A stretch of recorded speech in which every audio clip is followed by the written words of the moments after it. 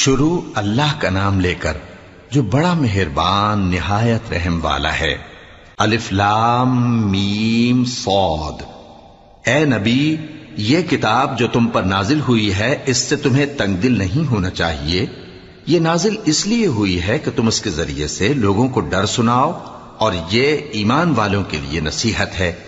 लोगों, जो किताब तुम पर तुम्हारे परवरदिगार के हाथ से नाजिल हुई है, उसकी पैरवी करो और उसके सिवा और रफीकों की पैरवी न करो, और तुम कम ही नसीहत कबूल करते हो।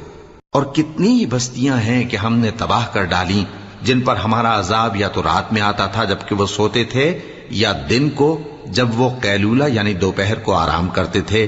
तो जिस वक्त उन पर अजाब आता था, उनके मुंह से यही निकलता था कि हाय, हम अपने ऊपर जुल्म करते रहे।